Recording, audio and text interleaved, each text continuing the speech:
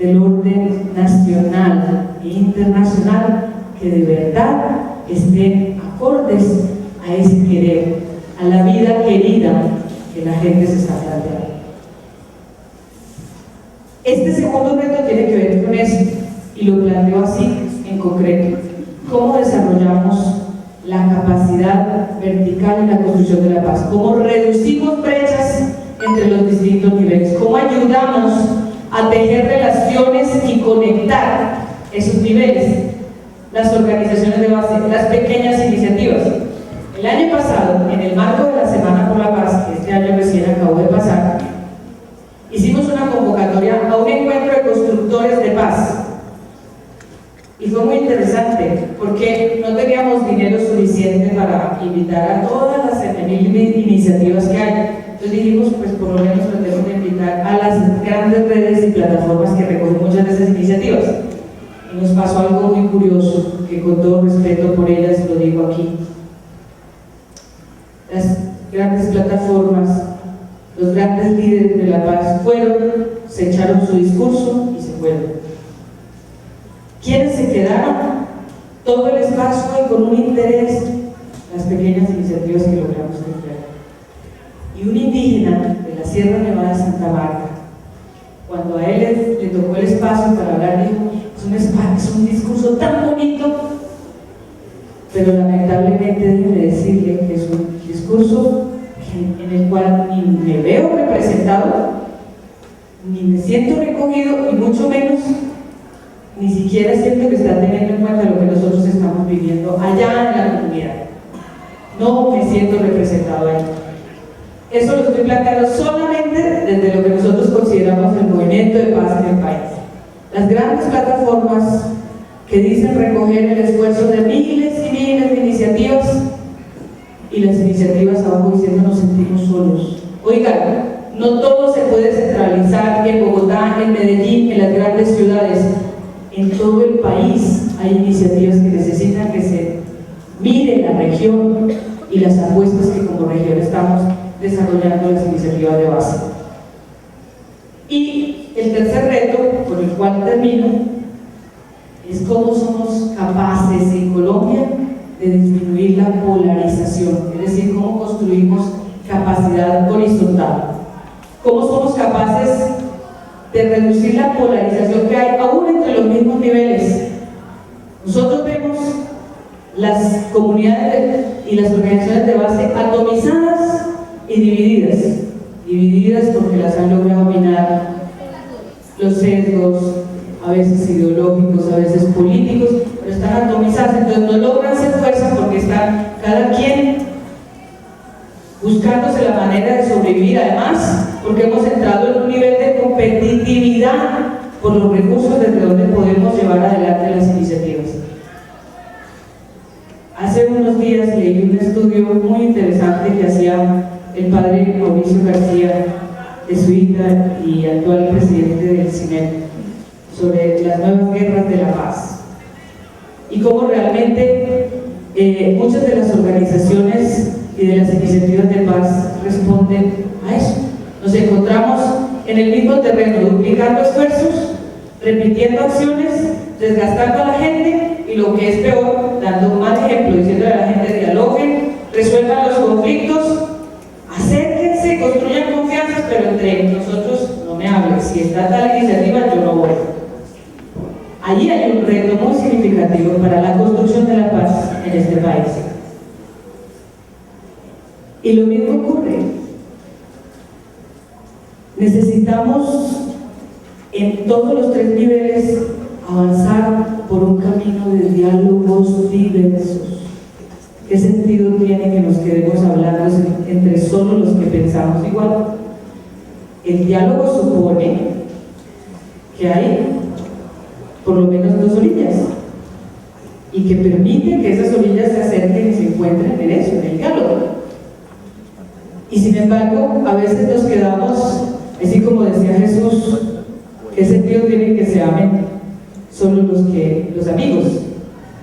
El reto que nos pide es: hay que ir un poco más allá, salirse de su propia visión y tratar de ir un poco, hacer el esfuerzo de ir al encuentro para poder establecer diálogo entre diversos. Mientras se mantenga esa polaridad aún en los mismos niveles, ¿cómo vamos a poder potenciar capacidad de transformación desde las organizaciones, ya sean de base, de medio nivel? Es bien complicado. No significa que todos tenemos que pensar igual y que tenemos que llegar a que seamos todos como una gran bolsa común, no tiene que ser eso. Y de hecho que eso es uno de los intentos que en algún momento querían muchas de esas plataformas que surgieron en el país. ¿Cómo hacemos para sumar esfuerzos? Como espíritu nacieron con una muy buena voluntad. Sin embargo, lo que uno evidencia en ese mapa de las redes y las grandes plataformas es que difícilmente han logrado que esas plataformas sirvan como punto de encuentro para que haya diálogo entre diversos. Lo cual no significa que no se haya avanzado, claro que sí, hay esfuerzos muy significativos, pero definitivamente sentimos la necesidad de que Colombia pueda avanzar mucho más en reducir brechas entre estos niveles desde donde queremos construir la paz y en reducir la polarización que existe entre los diversos actores que intentamos apostarle a la paz. Yo quiero dejar en el ambiente estos tres grandes retos que obviamente a su interior implican una enorme cantidad de retos, pero nos tomaríamos los dos días de encuentro tratando de abordarlos.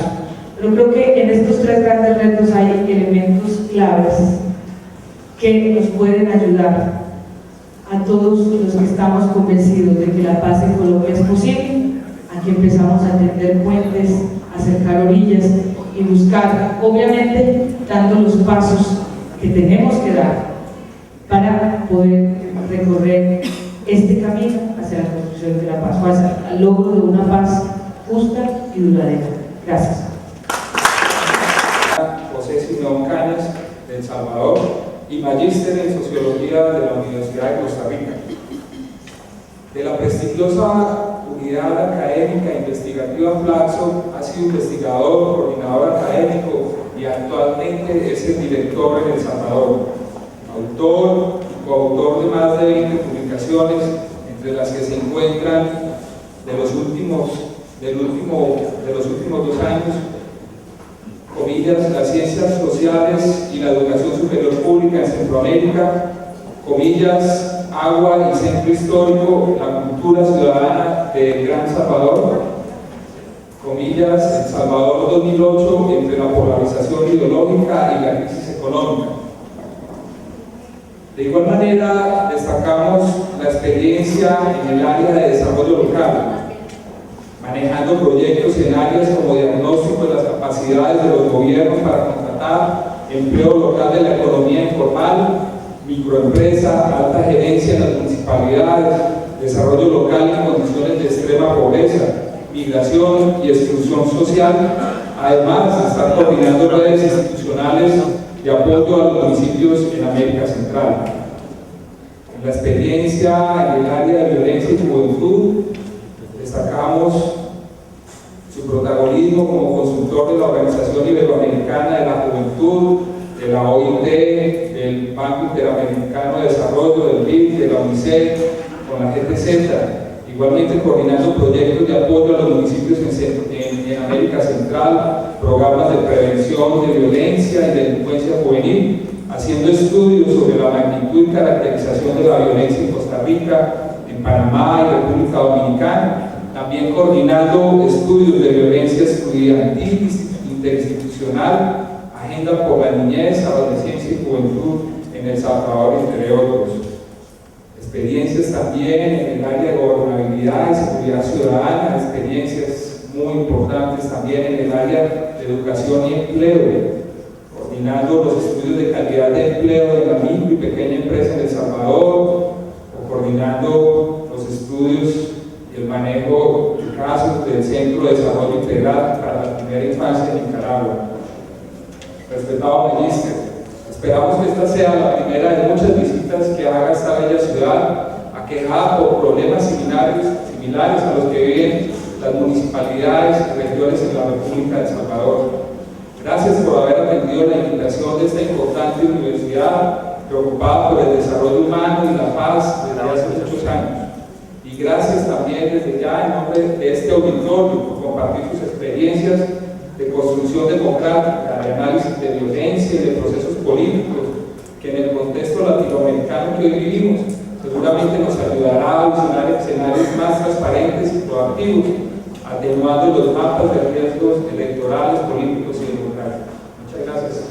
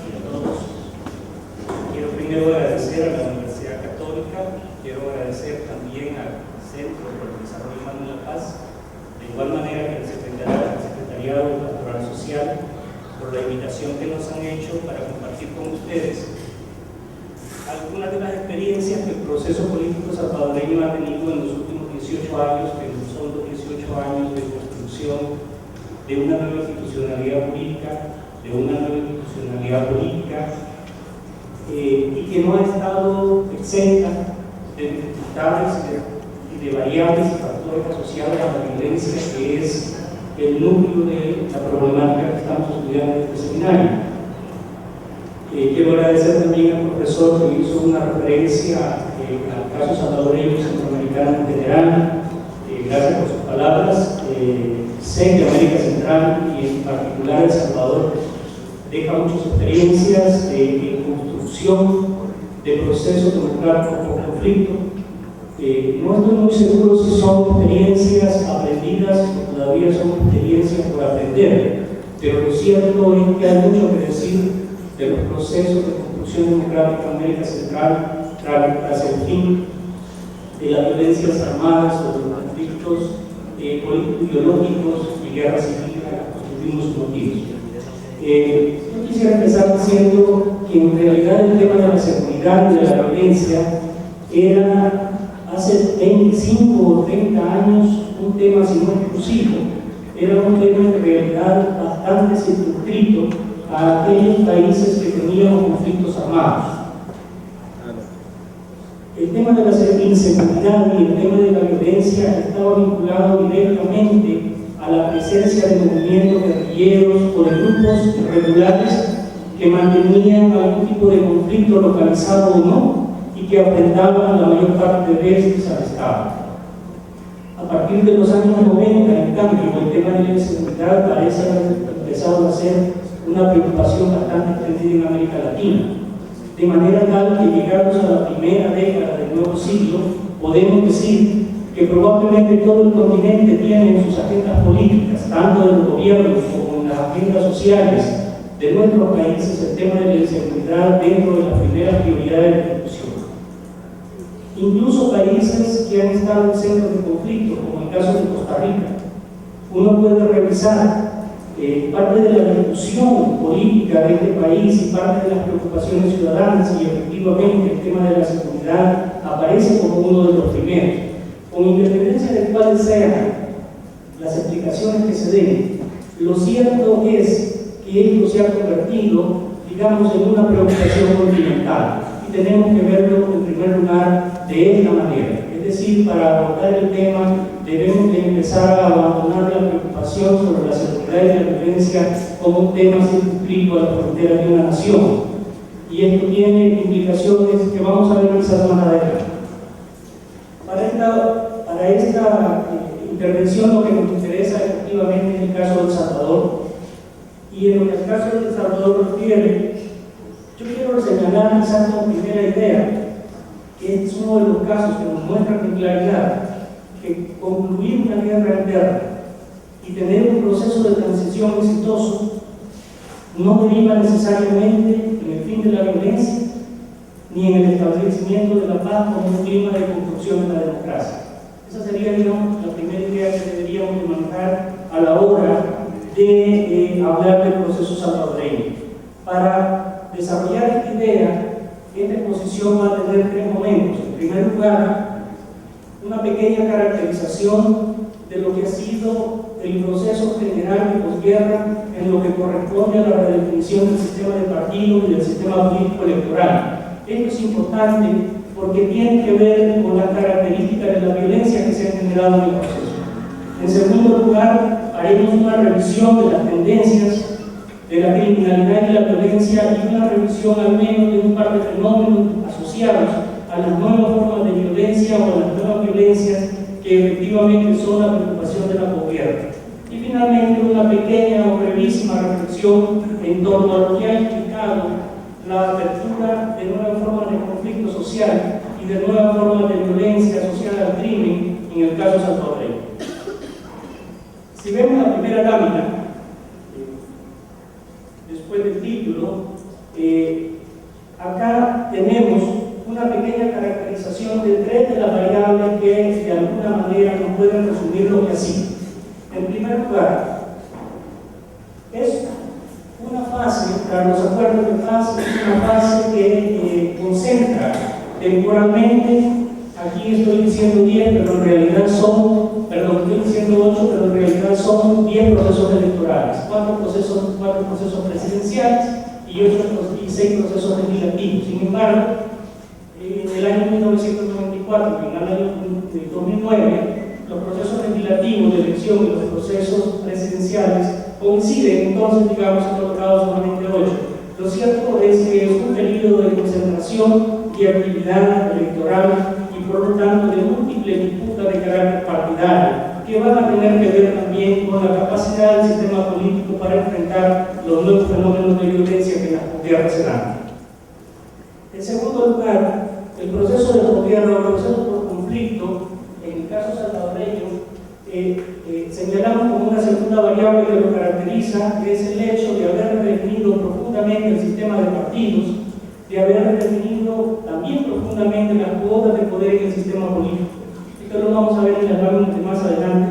Y finalmente, quiero señalar que este proceso por conflicto, o este periodo, esta fase por conflicto, inicia curiosamente con el establecimiento de un principio de la democracia electoral, que es el principio de la legitimidad de la autoridad surgida de las urnas.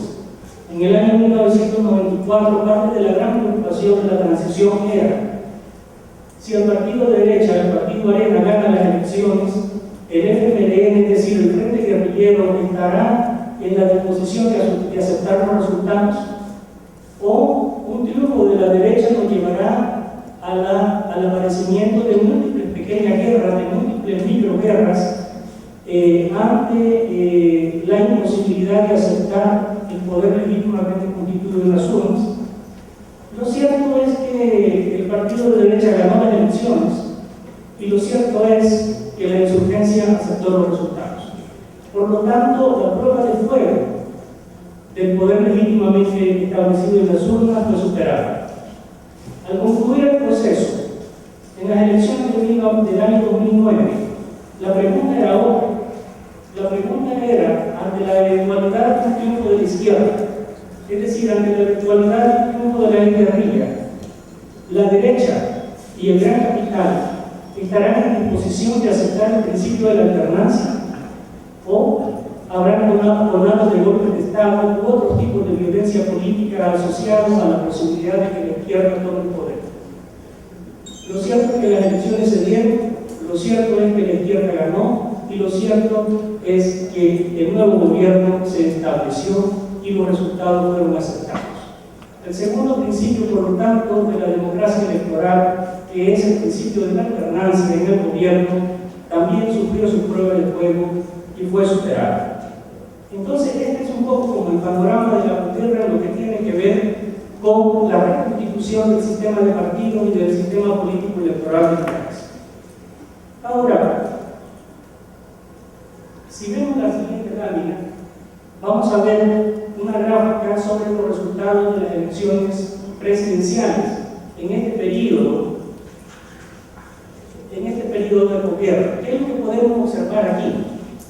Lo que podemos observar es que los extremos del espectro político, es decir, los extremos que estaban originalmente enfrentados en la guerra van concentrando progresivamente el mercado electoral, hasta que esta competencia bipolar termina anulando el resto de la competencia partidaria en el año 2009, de tal manera que la disputa de la guerra termina trasladándose a las urnas.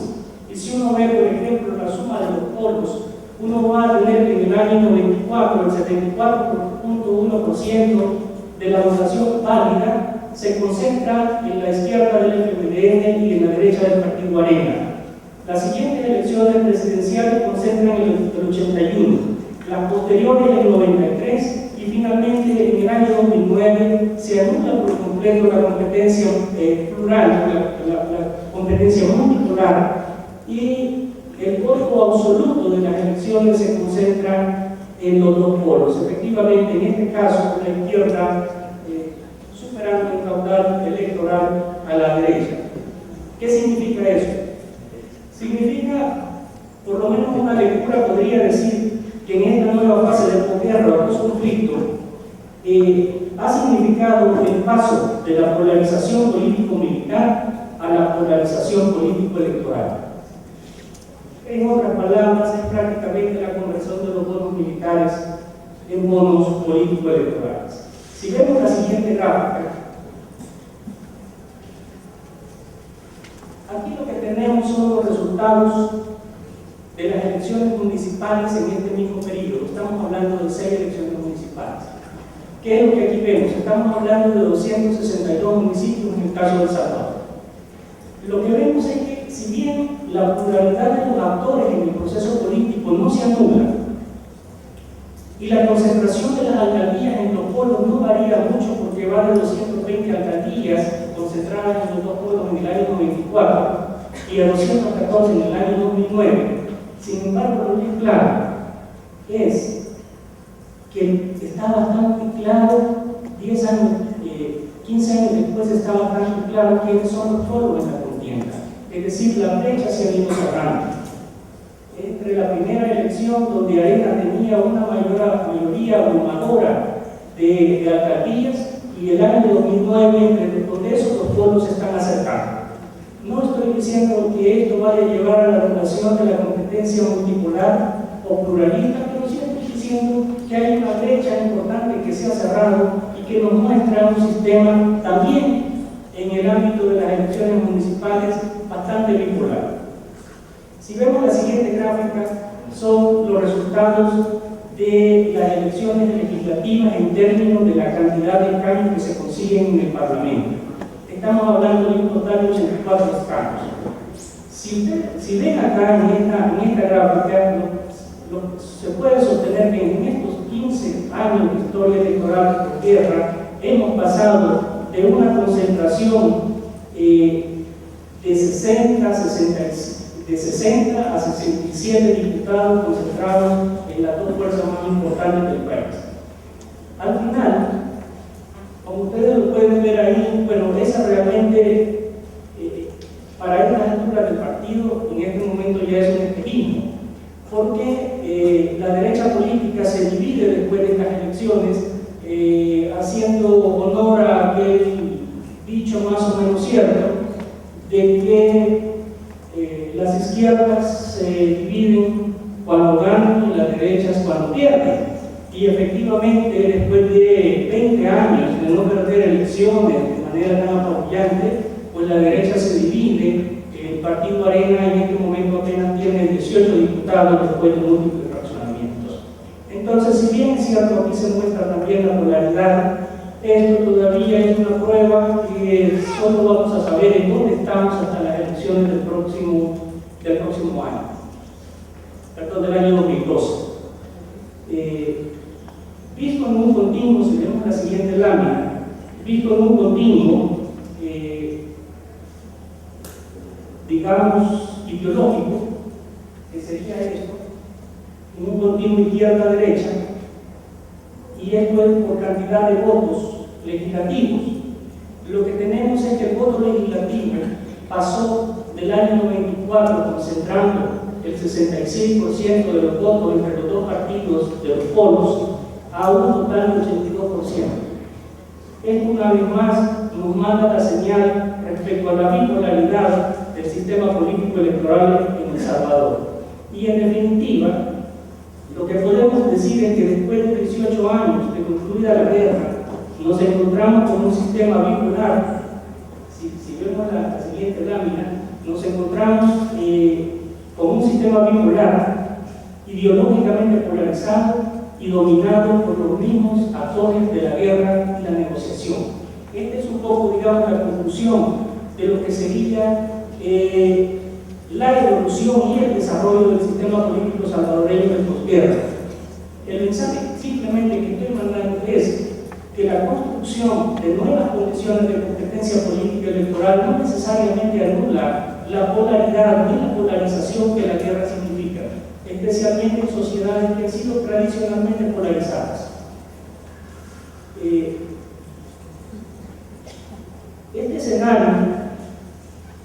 Este escenario de debate político polarizado afectó, y esta es la siguiente idea, este escenario de debate político polarizado afectó en parte la posibilidad de afrontar oportuna y adecuadamente los nuevos retos de la posguerra, entre ellos la criminalidad.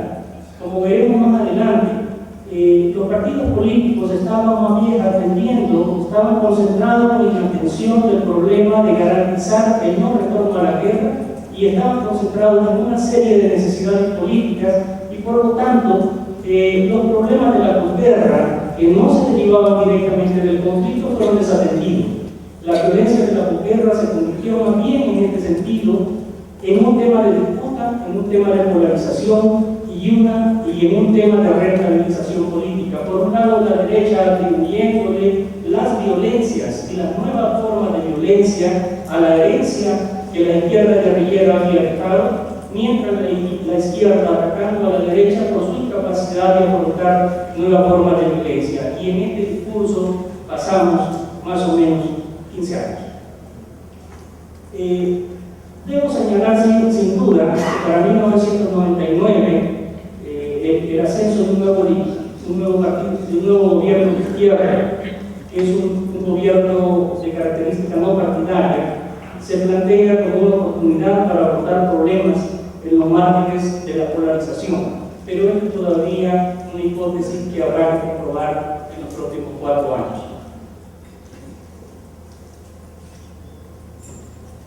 Si vemos la siguiente lámina,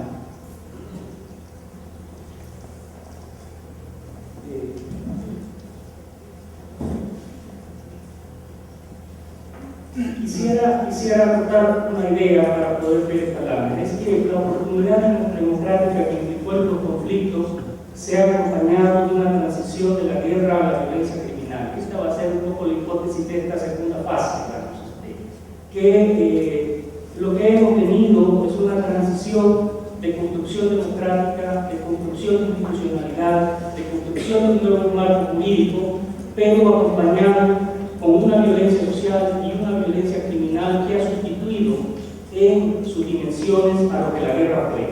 Para ello vamos a revisar dos cosas. Primero vamos a revisar algunas de las tendencias que nos mostrarán el peso de la violencia como hecho objetivo que condiciona la vida social y que condiciona la agenda política del país. Y en segundo lugar, vamos a revisar algunas tendencias que muestran que la violencia se ha constituido en primer lugar en la preocupación fundamental de los ciudadanos, por un lado, pero también se ha constituido en un factor que moldea las inclinaciones autoritarias de una parte importante de la población y deslegitima la institucionalidad, especialmente aquella institucionalidad vinculada a la persecución del crimen y a la administración de la justicia. En este sentido, debe aclararse, y yo creo que es bien importante hacerlo, que cuando hablamos de violencia en el conflicto salvadoreño, estamos hablando de violencias que son bastante diferentes a las del conflicto militar, que tienen otras motivaciones, que tienen otros mecanismos para ser ejercidas y que tienen otros actores protagónicos, no solo de la guerra. Pero la violencia, lo cierto es que sigue siendo la constante que condiciona y amenaza la construcción de un país gobernable y de un país con democracia. Dicho de otra forma, la violencia sigue siendo el factor objetivo que constituye una ofrenda al Estado como regulador de la vida social y de la convivencia ciudadana. Si vemos esta lámina que nos muestra una serie de 12 años de paz formal, donde lo que encontramos es que al final de estos 12 años de paz formal tenemos un resultado de 34.000 muertos. El año 2010, que ustedes ven que hay una reducción, no lo vean como tendencia porque el año 2010 no termina, este dato es hasta el día 31 de agosto de este año, es decir, hace 17 días. Entonces, todavía el mes de agosto, perdón, de septiembre, no está ni en los próximos meses. Ahora, 34.000 muertos. Y si ustedes ven, el año pasado eran un poco más de 4.000. Yo entiendo bastante bien que si uno lo compara con la incidencia del homicidio en Colombia, esto puede parecer poco, sin ninguna duda. Ahora, debe recordarse que hay marcadas diferencias entre los países. En primer lugar, porque El Salvador no tiene ni grupos guerrilleros ni grupos irregulares armados. En primer lugar, por eso. Pero en segundo lugar, porque las características, incluso geográficas y poblacionales de El Salvador, son sumamente diferentes a las de Colombia. Estamos hablando de un país que tiene apenas 20.000 kilómetros cuadrados y apenas 6 millones de habitantes. Bueno, en realidad somos 8.800.000 más o menos, pero 2.800.000 viven fuera del país, es decir, un 32% de la población, un tercio de la población está fuera del país como migrantes. Y de estos, 2.300.000 viven en Estados Unidos, lo cual dice la definición de lo que significa la migración para El Salvador. Hay una curiosa forma de expresarse en El Salvador que dice que la ciudad más importante de El Salvador es Los Ángeles, porque es donde viven más salvadoreños que cualquier otro. Ahora, para dimensionar El Salvador y para que sepamos la dimensión del país, pensemos probablemente en el departamento de Huila, que tiene 20.000 kilómetros cuadrados, y desplacemos a toda la población de Antioquia para que se instale en Huila. Eso sería más o menos El Salvador en términos geográficos y poblacionales. Es, por lo tanto, en términos relativos, esta incidencia del delito tiene un peso diferente en la convivencia ciudadana, tiene un peso diferente en la agenda política del país. Si vemos entonces en términos relativos esto, lo que vamos a ver en la siguiente gráfica es la tasa de homicidio ya pensada por 100.000 habitantes, ¿no? Y lo que aquí podemos encontrar es que para estos años, en buena parte de ellos, la tasa de homicidio supera a los 50. Y para el año 2009 llegó casi a 60. Ayer hay unos picos en el año 2000, en el año 2006 y en el año 2009. Pero entonces no estamos hablando de poca cosa para un país. Estamos hablando francamente de una ofrenda al Estado. Como decía, el Estado como regulador de la vida social, el Estado como regulador de la convivencia ciudadana. Vamos a ver otras láminas de esto, y voy a ir muy rápido. Tenemos la frecuencia de homicidio diario, ¿verdad? El año pasado estábamos en 12 homicidios al día sin tener conflicto militar. Y bueno, si quiere pasamos para no detenernos en eso. Y bueno, en este escenario de criminalidad tan acentuada, efectivamente debe destacarse un fenómeno sobre el cual el día de mañana el padre Gabriel seguro nos ministrará mucho más. Yo solo quiero ver las partes puramente fenoménicas, no la explicación de este fenómeno. Pero en este escenario de criminalidad debe destacarse un fenómeno que ha tenido múltiples transformaciones en los últimos 15 años y que constituye sin ninguna duda uno de los factores que está asociado directamente a las nuevas violencias. Me estoy refiriendo al fenómeno de las narcotraficantes. Este no es un fenómeno social nuevo, es un fenómeno en realidad de larga data, pero es un fenómeno que se visualiza, que se visibiliza y que se desarrolla y muta en el post-conflicto, por una razón sencilla, penal, en el caso de los conflictos similares al salvadoreño, estos conflictos normalmente sobredeterminan la vida social. Estos conflictos sobredeterminan las características de las relaciones sociales en la nación.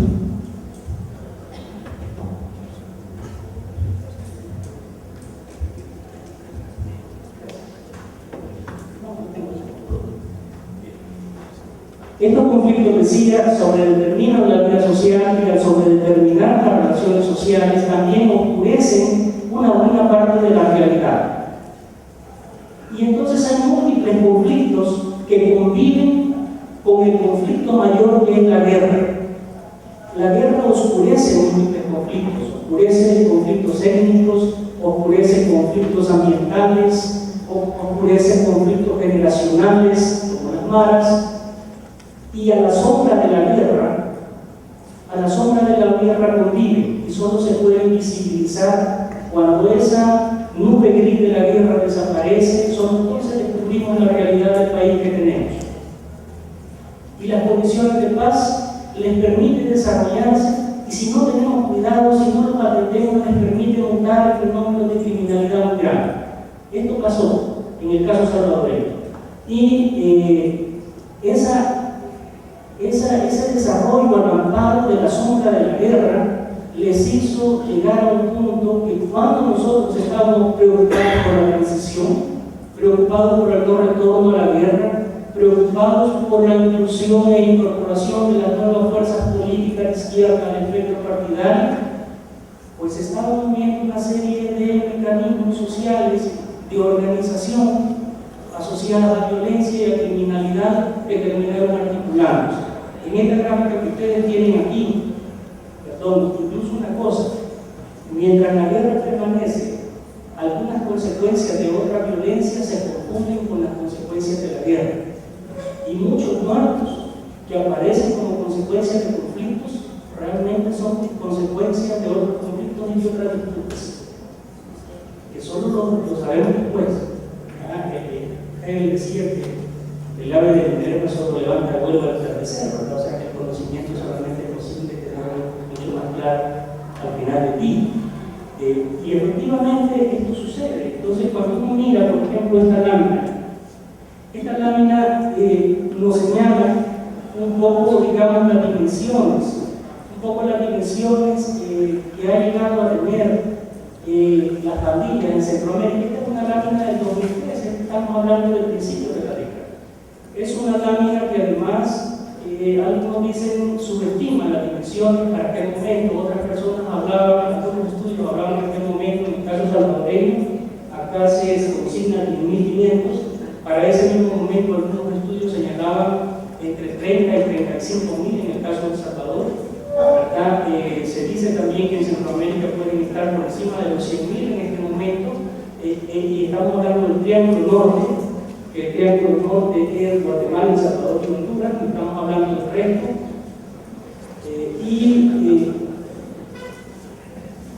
Y nos señala también otra cosa, no solamente la cantidad del contingente de jóvenes que están vinculados a las pandillas, sino nos señala también la fuerte expansión territorial que ha tenido.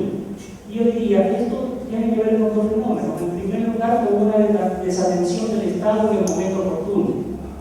Y cuando tuvo respuestas, que eran respuestas tardías, también eran respuestas equivocadas, porque concentraron las respuestas en respuestas represivas, exclusivamente en respuestas represivas, lo que terminaron forzando a ciertos grupos de pandillas a radicalizar más sus formas de violencia como una actitud de defensa y articularse el crimen organizado y el narcotráfico.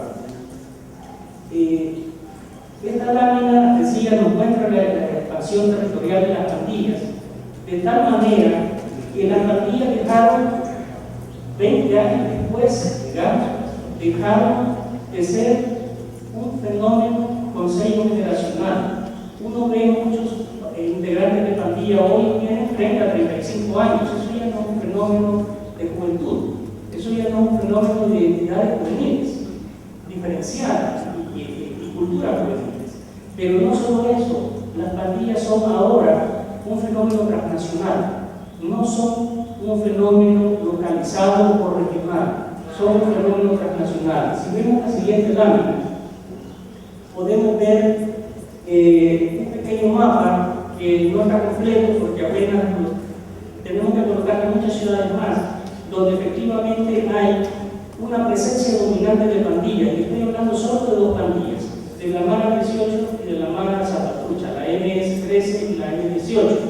Uno podría incorporar muchas otras maras que no son importantes para efectos de la dimensión que estas tienen y para efectos de la afrenta a los estados que ellas significan, pero ustedes pueden ver ahí, digamos, su extensión, incluso hay como 30 ciudades en Estados Unidos que tienen redes que están vinculadas y llegan entonces en el ejemplo donde ustedes se concentran.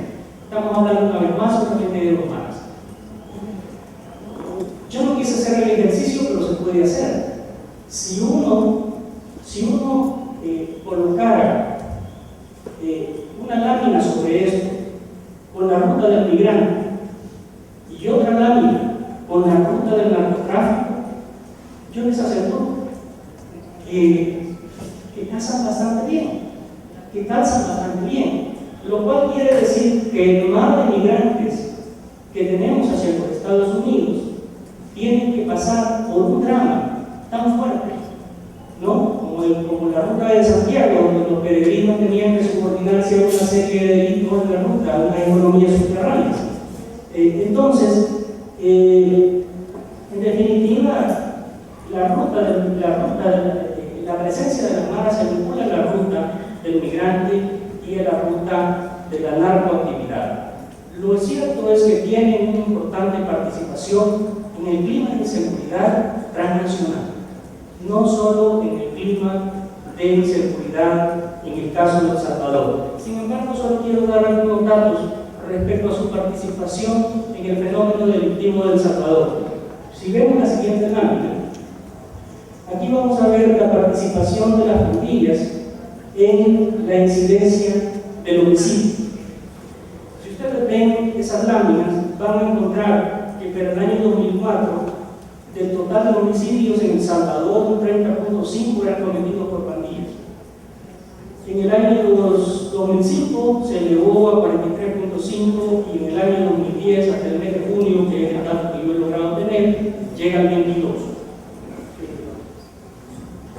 Aún siendo 22 y aún se mantenga esta cifra para el año 2010, un grupo, una organización que participe con el 22% del total de homicidios en un país, francamente es una afrenta a la seguridad. Si vemos la siguiente lámina, es la participación de las pandillas en el tema de la extorsión. En el tema de la extorsión, ustedes pueden ver ahí, digamos, que en el año 2006, un 20% de las pandillas, de las unidades de transporte colectivo pagaban renta a las pandillas. En el año 2009, el 32% de las extorsiones estaban asociadas a las pandillas. Y que en el año 2010, de las 1.792 extorsiones denunciadas entre enero y junio, el 20% están asociadas a las pandillas. Son extorsiones denunciadas, lo cual quiere decir que aquí hay una cifra negra que es difícil saber de todas las personas que son extorsionadas, pero que no colocan denuncia. También pueden ver algunos datos en este cuadro que señalan que en el año 2010, es decir, en el presente año, llevamos ya 108 transportistas asesinados por no pagar la renta, es decir, la extorsión, no la renta del Estado, esta es otra renta, una renta que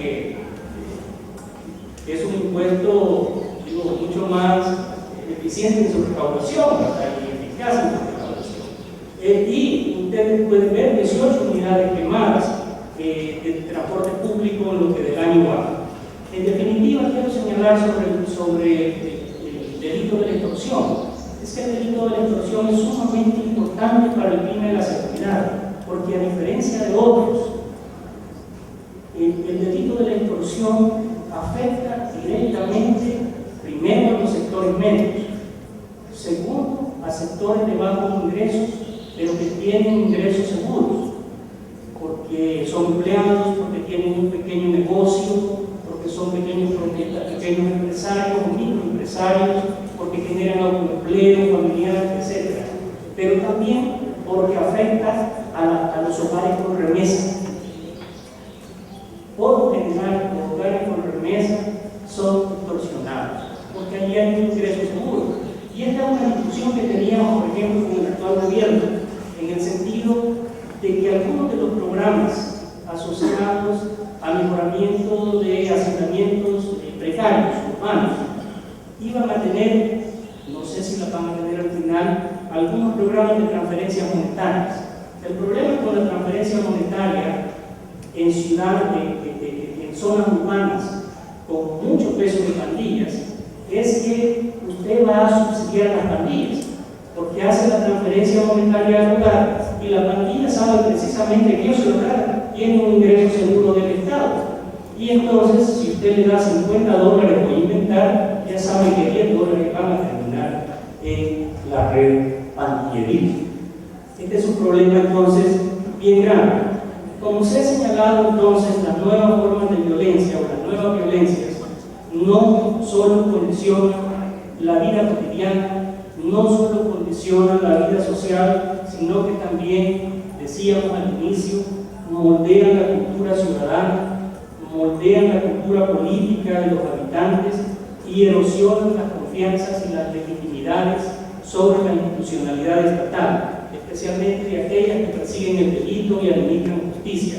Si vemos la siguiente lámina, en esta serie de 18 años, son encuestas de opinión pública corridas por el Instituto de Opinión Pública de la Universidad Centroamericana, en esta serie de 18 años, lo que podemos ver es una constante, y es que la mitad de la población permanentemente considera que la delincuencia es el principal problema del país, salvo en el año 2008. Estas encuestas son de diciembre.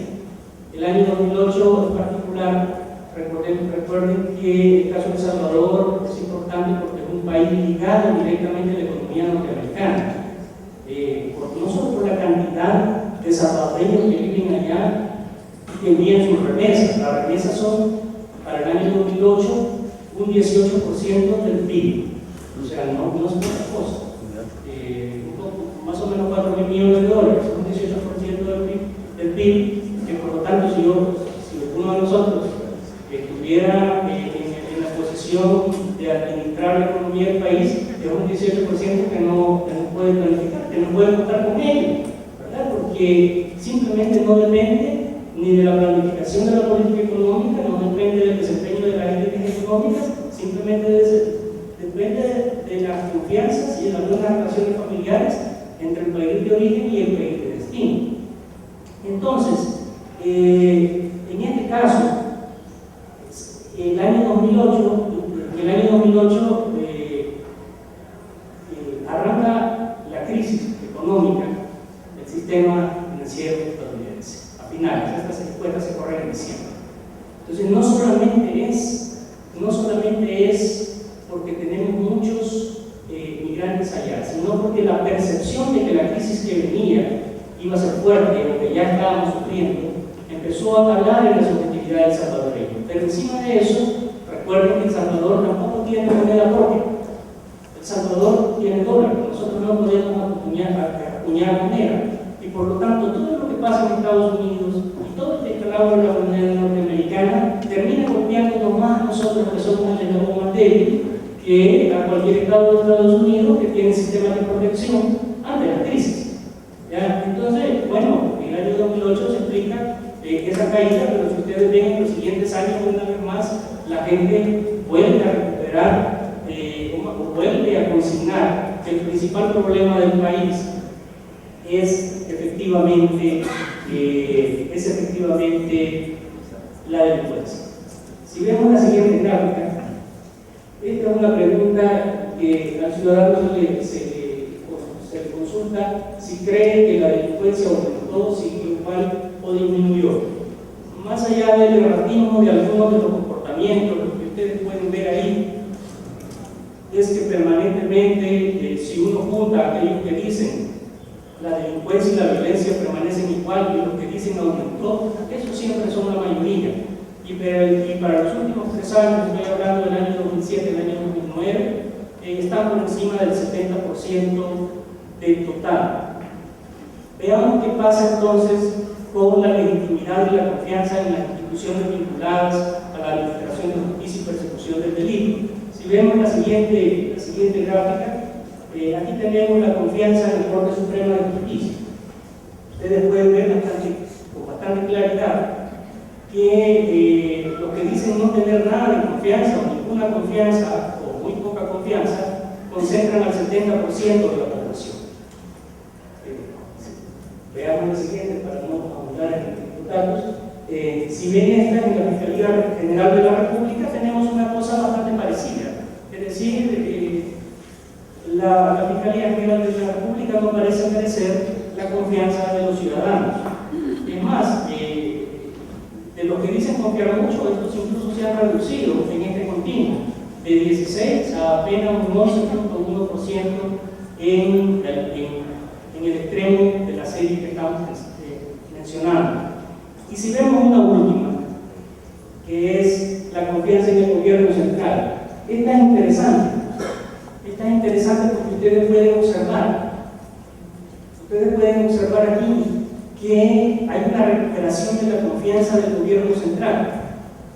Hay un incremento de la confianza en el año 2009 que curiosamente coincide con la instalación del nuevo gobierno de izquierda. ¿Qué hay que señalar en esto? Y es que esta confianza que se eleva en el gobierno no es una evaluación de desempeño, sino que es la expectativa de que algo cambie con un gobierno distinto.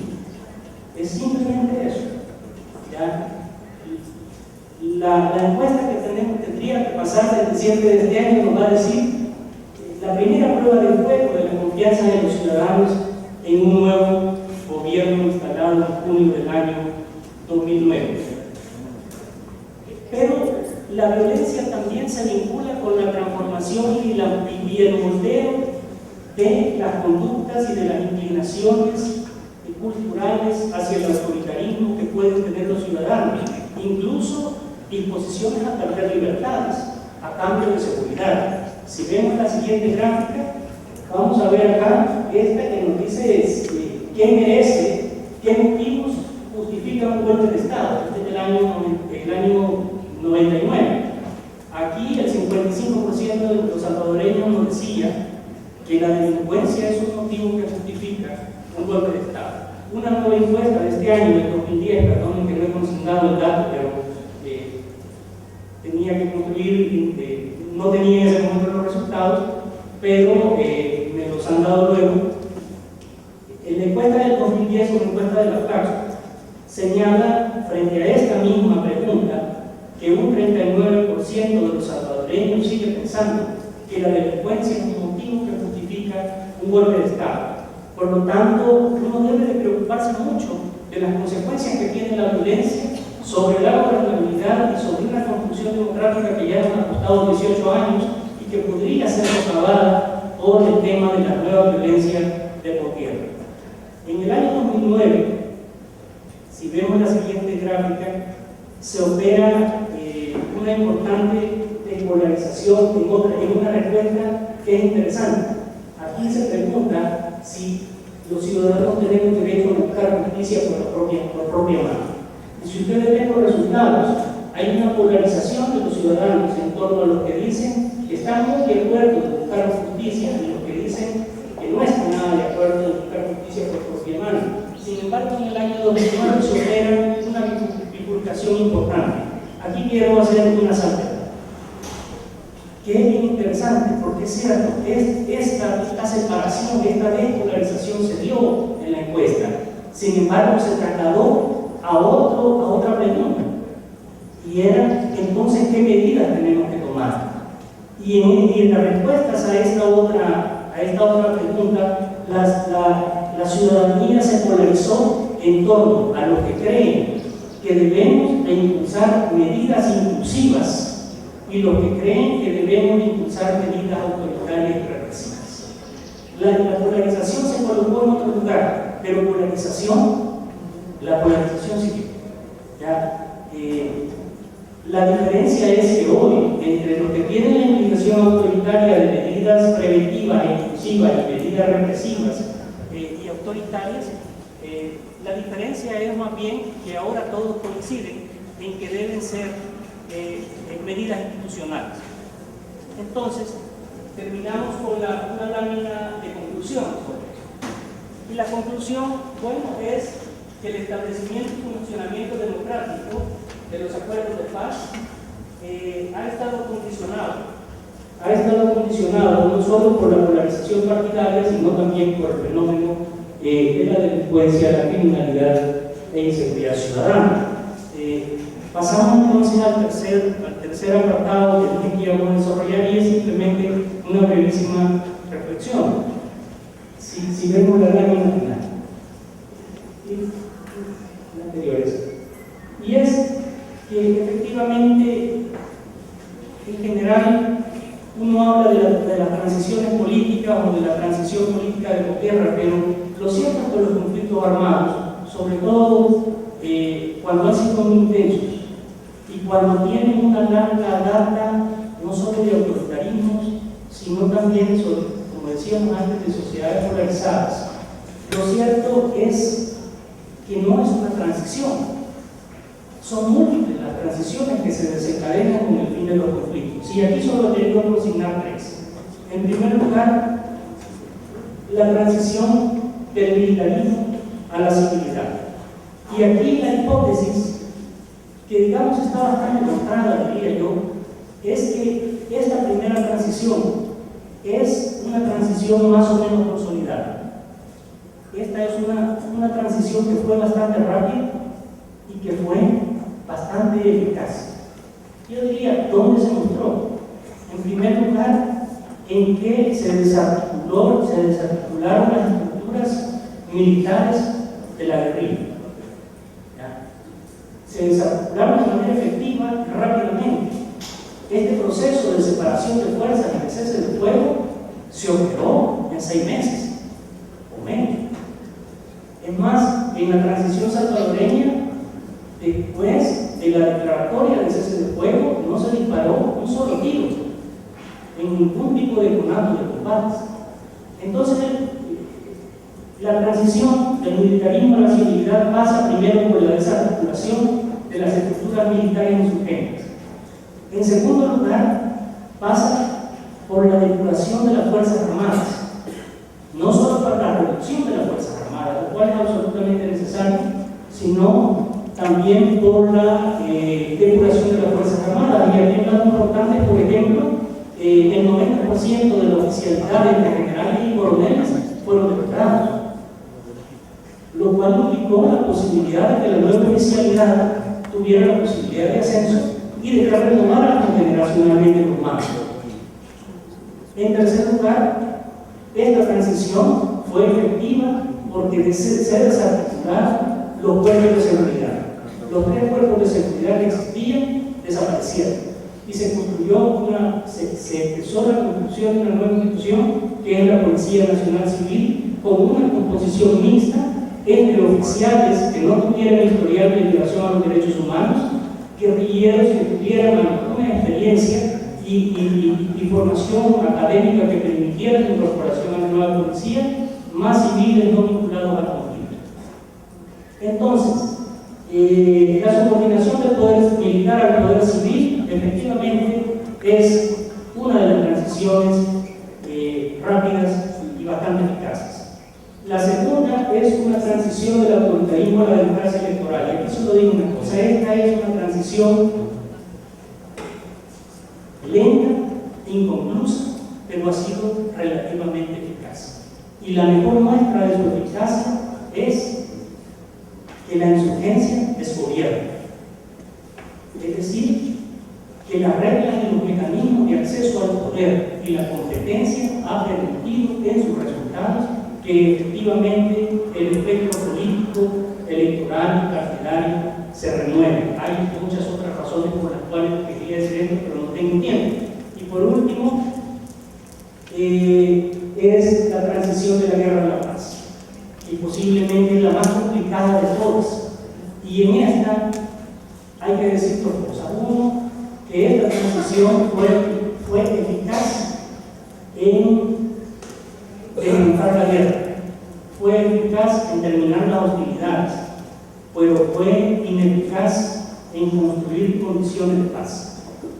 La transición fue en este nivel el paso de la guerra a la violencia y la criminalidad. Iba a decir algunas otras cosas, pero en realidad me dijeron que ya estaba fuera de tiempo, entonces lo dejaría esto acá y quizá más bien paso a un conversatorio dependiendo de su problema. Gracias.